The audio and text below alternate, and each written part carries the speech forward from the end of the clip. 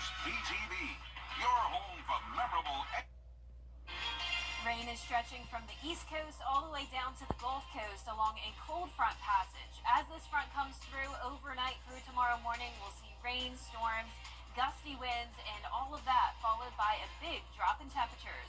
I'll have all the details coming up. Right now on News Channel 6 at 10, debris cleanup continues in the Garden City. We'll have an update on the recovery process. Also, I had a lawsuit accusing South Carolina of denying certain people access to treatment. Details on that for you. Plus, Columbia County's Library Board trying to decide whether they want to move some books to different parts of the library. Your News at 10 starts now. Live from Television Park, this is WJBF News Channel 6 at 10 on MeTV. Good evening, everybody. I'm Brad Means. Thanks for joining us. Coverage you can count on begins with a look at storm cleanup, where tonight Augusta leaders are giving an update on how things are going. Graham Lee reports. It was a packed house at Warren Road Community Center. Augustans around the room eager to hear about the city's progress. We want you to know that we've been working diligently to bring you back to where Augusta needs to be. City leaders updating the public on where the city is today, but also looking back at how Augusta got to December since late September. During that first week, we had 13 working structure fires, 52 non-working structure fires, 14 technical rescues from rescue and saving citizens from collapsed buildings, and over 593 medical calls. The total cost of damage for the city at this point is an estimated $30 million, with more inspections to be made. One of the big additional costs is repairing the Augusta Canal. The utilities director confirming that project will not be finished until at least next May. The embankment's broken, trees are down.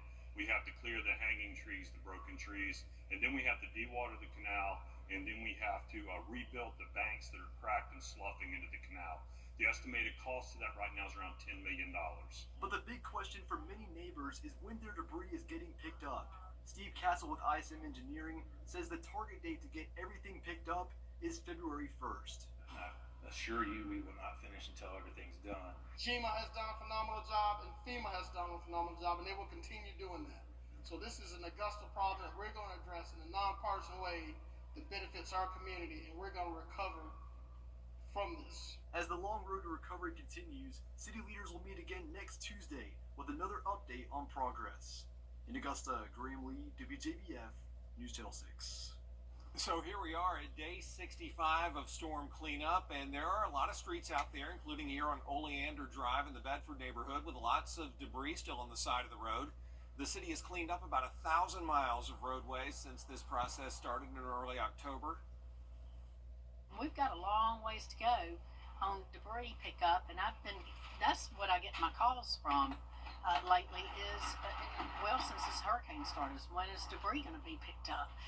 We've got, the 90-day window's closing in on us soon, but I know we're going to go back out.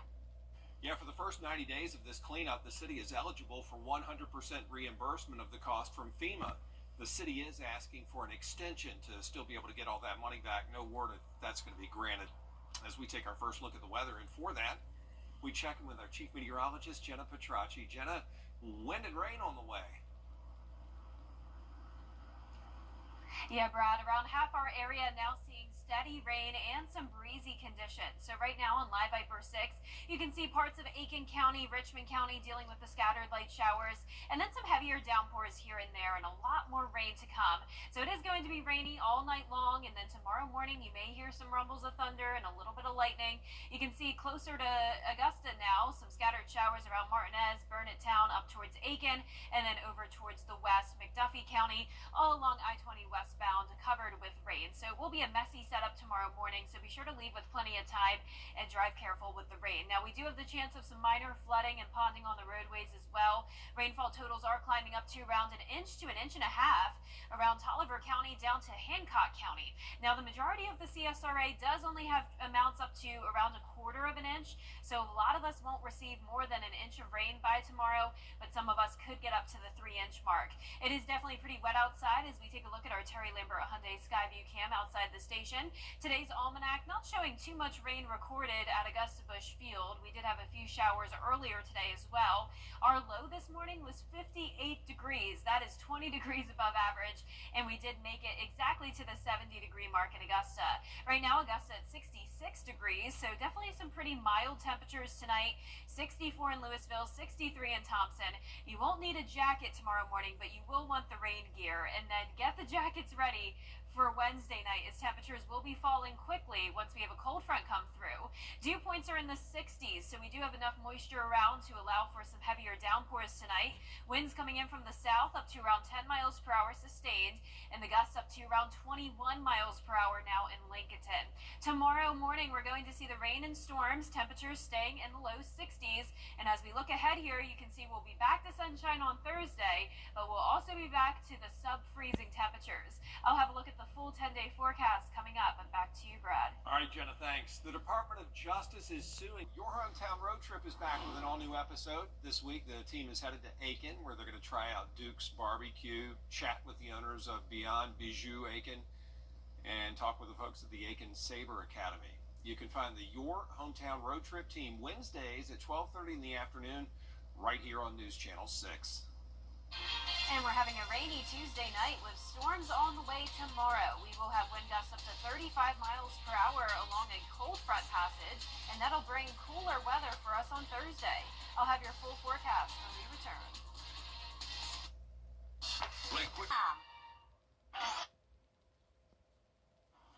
Now, your most accurate forecast with WJBF Live Viper 6.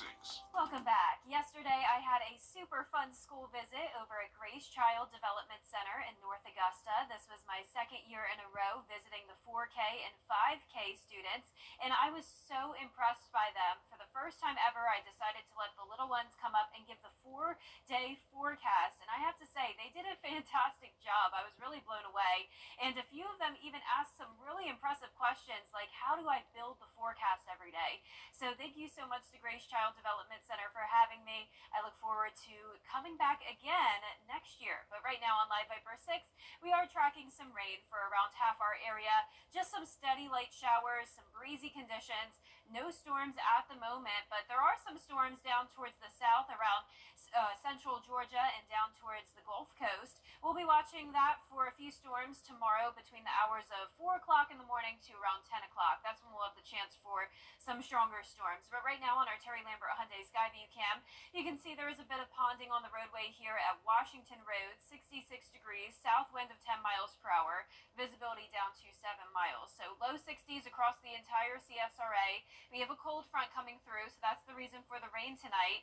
And once the cold front passes, we'll get the big drop in temperatures going into Thursday morning. But all day long, it's going to be windy. We'll have a wind advisory from 9 o'clock in the morning until 1 o'clock in the morning on Thursday. That's going to be for sustained winds up to 20 miles per hour and the gusts up to 35. Now, pay attention to this day planner because it's not what we typically see. The morning will be starting out in the low 60s. The afternoon will be in the low 50s. So instead of warming up, we're actually cooling down as the day goes on. And then by 5 o'clock in the evening, we could already see some upper 40s. And at that point, we'll have clearing skies. Our severe weather outlook showing a marginal risk for parts of the area. So we will be watching for that strong storm potential tomorrow morning. But there's definitely not a very high chance of severe weather here, especially as it's happening overnight without the heating of the day. But here's a look at midnight. You can see some of those heavy showers moving in. And along this line here, we'll have to watch for some pretty gusty winds.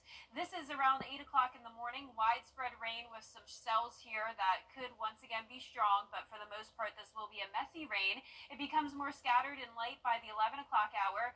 And then it's out of here by 2 o'clock. And the rest of our Wednesday will actually be dry. Rainfall totals will be between 2 to 3 inches in some of our northern counties. Most of us up to around an inch to an inch and a half. Once the front passes, we'll have a 30-plus degree drop-off to sub-freezing conditions Thursday and Friday morning. Then the temperatures will steadily rise back up. Our lows tonight will be nowhere near freezing. We'll be around 60 degrees. Highs tomorrow pretty much the same. And that 10-day forecast showing us back to 61 on Sunday, a mostly cloudy weekend with isolated showers.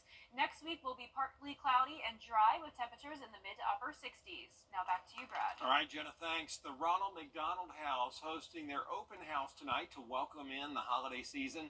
Family, friends, and volunteers all there for food and fellowship, along as you see pictures with Santa and Mrs. Claus. There were therapy dogs on hand, and some super visitors and some royal visitors. We look to celebrate everything we can for our families. Families, when they come, when they've got their child that is in the hospital, you know, the stress level for them is high. They don't know all the answers. They don't know what's coming. And there's a lot of things that can cause worry. And what we try and do is find reasons to celebrate, find reasons to bring that stress down, make sure we can take care of their needs. And that's even more important at the holidays. For more information on how you can donate, visit our website, WJBF.com. Still ahead, the congressional session ends in just a few days. What major measures lawmakers are working to pass after the break. Dear Santa, I hope you are having a good day in the North Pole. Is it cold all the time there? Is that why your cheeks are so rosy? I bet all of your reindeer are very excited. Is their beard long? My dad's is scratchy. My mom says I'm a good helper. But you didn't come last year. Was my chimney broken? Or did you forget? I do that sometimes. I just really hope this year when I wake up, I'm gonna see that you came to my house too.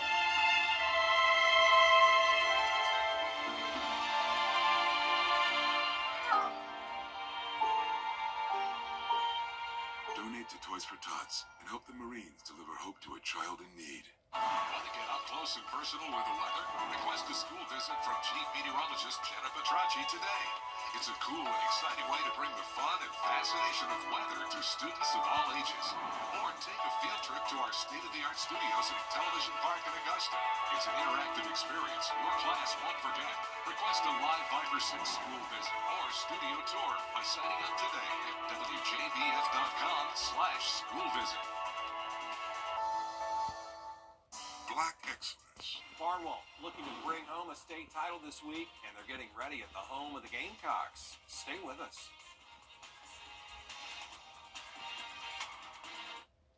This year, grab a gift and go at Lionel Smith, only the finest in men's clothing.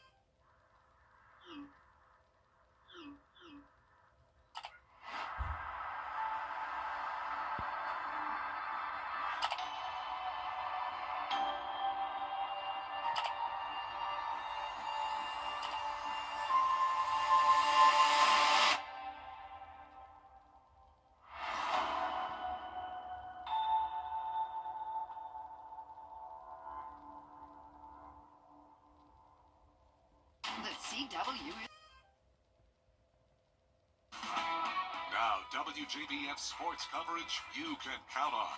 The Barnwell War Horses are gearing up for their 2A state title game, getting in their second-to-last practice in at the Spurrier Indoor Facility. The 13-1 War Horses had a special opportunity to prepare for their state championship matchup. They were granted access to the South Carolina Gamecocks football practice facility in Columbia.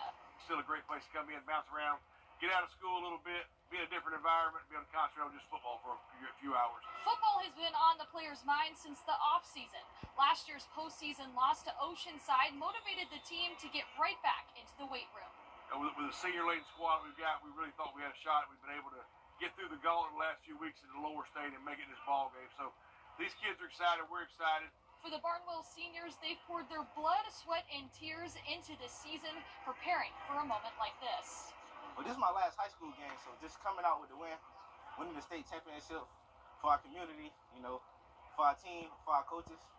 I feel like we deserve it for all the hard work we put in. It's an incredible feeling. I mean, to have the opportunity to play for one, I mean, not many people can say they played for one, and it's super thrilling, and I just can't wait. The War Horses are seeking their first state championship since 1988, and they feel this year's team is the one to bring a ring back home to Barnwell. Barnwell's a football town in the state of South Carolina. It's one of the best in the state of South Carolina, and that's one of the reasons that we want to win this for our community. I just can't wait. I mean, I want to bring a ring back to Barnwell just because they support us so much, and they're just an incredible community. The Warhorses square off against Clinton at 2 p.m. Thursday at South Carolina State University. Reporting in Columbia, Gianna Cephalou, WJBF News Channel 6 Sports. The South Carolina Gamecocks football program is headed to the Cheez-It Bowl in Orlando against the Fighting Illini. The Gamecocks are enjoying one of the most successful seasons in recent memory. For just the 5th time in school history, South Carolina posted 9 wins in the regular season. They've also beaten a school record 4 ranked teams. As a result, the national attention has only gotten stronger. South Carolina head coach Shane Beamer was named a finalist for the Eddie Robinson Coach of the Year award. Edge rusher Kyle Kennard was named the best defensive player in college football, and 6 Gamecocks were placed on the coach's all-SEC teams. The playoff committee did what they did, said what they said last Tuesday night, and it was pretty evident that we weren't going to be in the playoffs. Immediately, we went to work on our bowl destination. Kickoff is set for December 31st at 3 p.m. on News Channel 6. Lots of teams stream. Remember those in need this holiday season with the WJBF News Channel 6 Giving Your Best Toy Drive. Your donated toys will go to Project Life Augusta. Just drop off your new unwrapped toy at WJBF News Channel 6 or these Security Federal locations. And we thank you for giving your best this holiday season. The WJBF News Channel 6 Giving Your Best Toy Drive is brought to you by Piedmont Augusta, Security Federal, and Science Co. Every day, ordinary people in the CSRA do extraordinary things to serve our community. Each month, News Channel 6 recognizes these outstanding volunteers with the Giving Your Best Award. Do you know an everyday hero who goes the extra mile to help others? Nominate them for the Giving Your Best Award by visiting WJBF.com and filling out the entry form. Sponsored by Science Co., Piedmont Augusta, Security Federal Bank, and News Channel 6.